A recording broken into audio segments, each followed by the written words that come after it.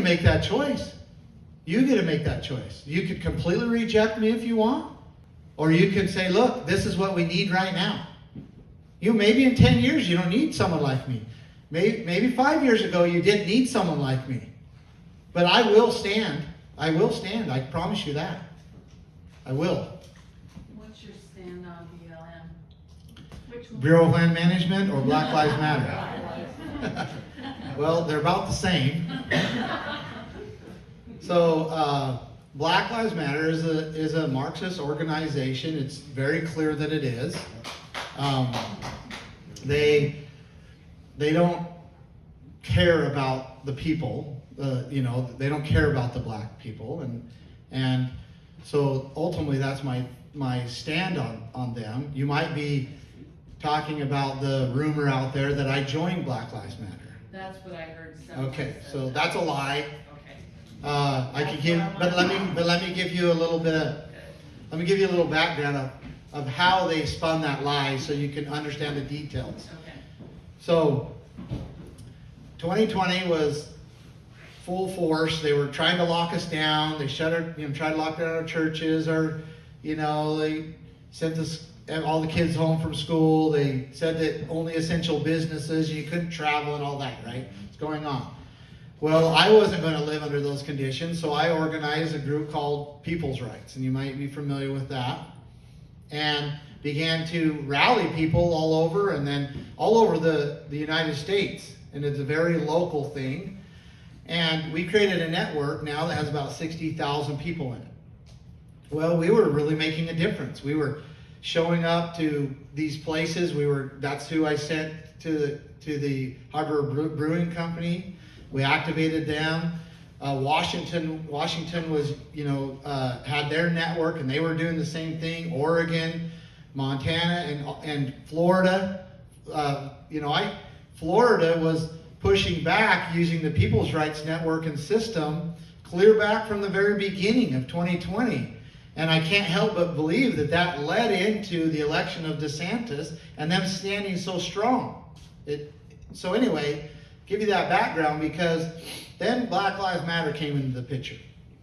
And they started in other states looting and fires, everything that went on there. Well, they decided they were going to come to Idaho, or they were going to unite and organize in Idaho. So we used the People's Rights Network to work with the militias and so forth. And we had people standing at businesses in Coeur d'Alene, and they protested, and it was peaceful. Whether it was because people were standing as a deterrent or not, I don't know. And the same thing happened in Boise. We organized, and stood at the businesses and made a strong statement that you're not going to do this here in Idaho. And they peacefully protested, and then they started going to the Capitol building a couple times a week, it seemed like. Every week, or multiple times a week. Well, then what happened was something interesting.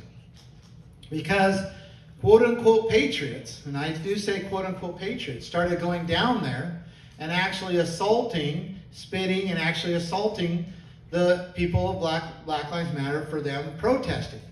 Okay?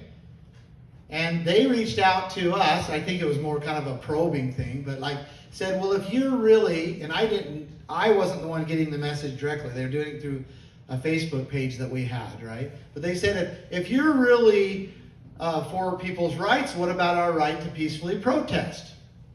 And you know what? I agree with them. As long as they're going to do it in the proper way, they have a right to go do that. And they claimed that they were being assaulted and spit upon, right? And I said, well, I told the people that were managing the page, well, let's find out to see if that's really going on. And sure enough, it was going on. That quote-unquote patriots were going down there and assaulting them and spitting on them while they were being peaceful in their effort to protest, right?